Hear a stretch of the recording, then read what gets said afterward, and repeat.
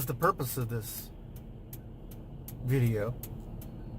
I almost got scammed.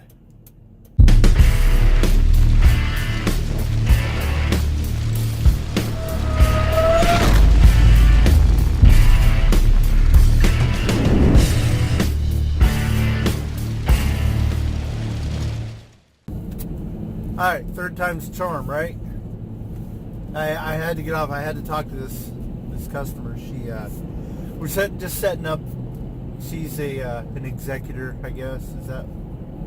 She has power of attorney for her uncle. Her uncle is older, dementia, so she's just trying to get set up with full service instead of having 3 different services coming in for different things. Like she had a lawn care guy, a weed control guy, and something else, I don't know.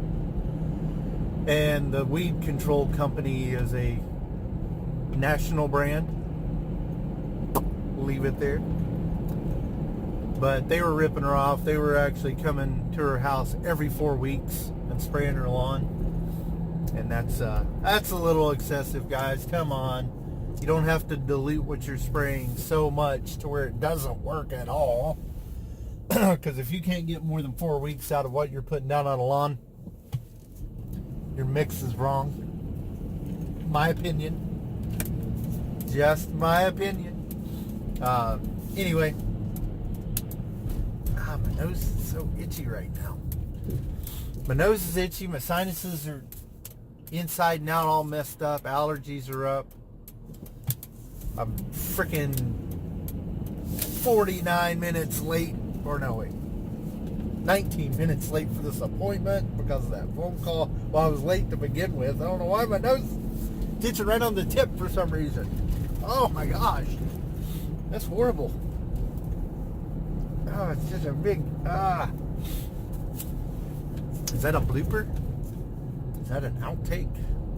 No. That's just part of my video, right? Let's see if I can somewhat salvage my train of thought. Aerating today, mowing today, taking the new guy out for lunch in between.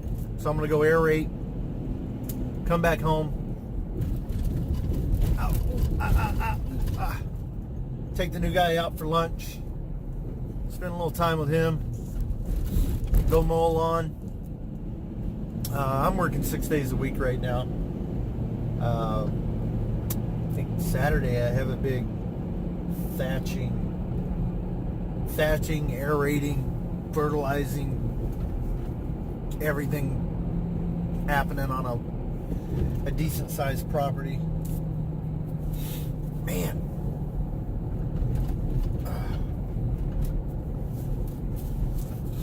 I don't know where else I was going with that. So, yeah, do you guys take your new guys out to lunch? And then, none of that is the purpose of this video. I almost got scammed. I think, man, I seen a video a while back on Happy's channel. And, Carl was talking about he and his wife were talking about, I don't know, I think they were doing it real time. They were getting they were sharing it as it was happening, I think. And mine's not that way. So me getting a text message for services isn't odd at all. So that's not a red flag to me at all. I'm going to put the whole thing up there. It'll probably be a full screen of the whole, the entire text. I put his name up there, or his phone number. I give a shit. The name I'm not going to put up there because that might not be the guy's real name, and I don't want to slander someone else's name. However, the phone number, I got to go back and look at see if I can find Happy's video to see if it's the same phone number or same area code or whatever. But anyway, so it's not odd at all that I get a request for service through text. It's happened many times. I have customers that I've had for years that I have never spoke to, I've never seen. It's all been text and email. From job setup till now. I have a customer I've had for 3 years. I met her for the first time when I did her sprinkler blowout last year. First time I'd met her. First time I'd ever gotten there while she was home. And she had moved twice, and I moved with her, continuing her services, and I had never met her. So, or moved once, I mean. So 2 houses. So anyway, I get this text message for services for a cleanup and a weekly mow. I'll do the video. I did a video of my walkthrough. I've started doing videos of walkthroughs on properties. I'm not doing it on mowing ones, but when I'm doing for cleanups, I do a video as I'm walking through it, and it's really just talking to myself. That way I can go back and look at it, because I don't do on-site bids, as far as I don't give them a price. Then I take it, I go back to the office, then I can look at the video, and I'll send the estimate the same day, but that way I don't jump at a number. It just helps me stay even keel, because I get excited and do shit for free. I mean, pretty much. My numbers are always way low if I do them on site. So that being said, did that, and then gave them the estimate, but the language was a little off. The English wasn't quite there. So I was like, the truck's riding a little rough. I think I might have to take it in and get it looked at.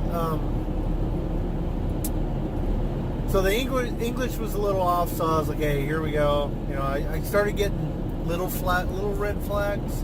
Nothing, you know, I was still handling everything professional. You'll see all my whole text string. I never called him out or anything. The only thing I did was on the cleanup, I wanted, I think the cleanup, I bid it at $300, I think. So I wanted $100 up front. I wanted a third of it up front. And then I would continue the clean. That would at least cover my dump fee if something were to happen. It'd cover the dump fee and you know, some time. So anyway, I think it was $300. It's in the text string. And then the mowing, I can't remember, it was $30 or $35 a week. It's not a very big lawn, especially with the I'd be doing it on the grandstand, so not a big deal. So anyway, I sent it all to that guy. Then I started getting these weirdo emails back about sorry, I shouldn't do these when I'm driving anymore. My thoughts are all over the place. So I get the email back, or the text message back, that he had received my, I sent the quote by email.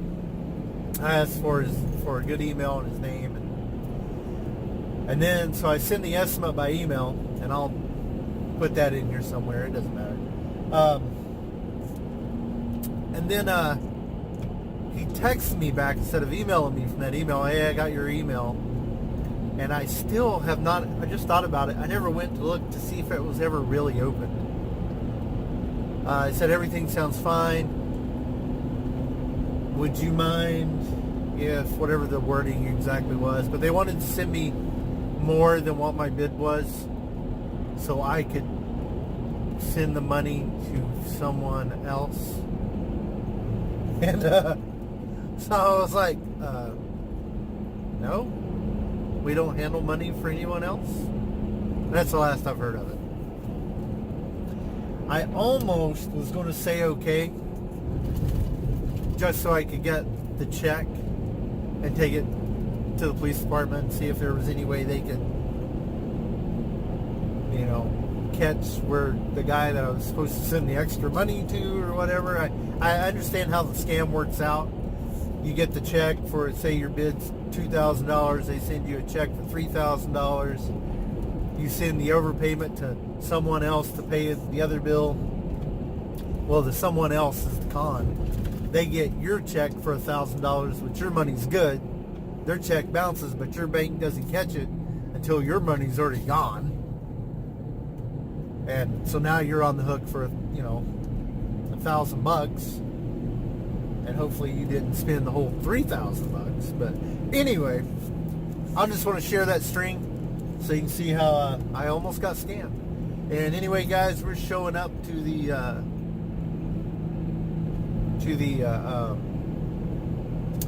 holy shite, to my aeration that I'm running at half an hour late on now. So we got to get out here and get this aeration knocked out, and then go hang out with the new guy a little bit. Later. Yeah, we are in the place to be. Yeah.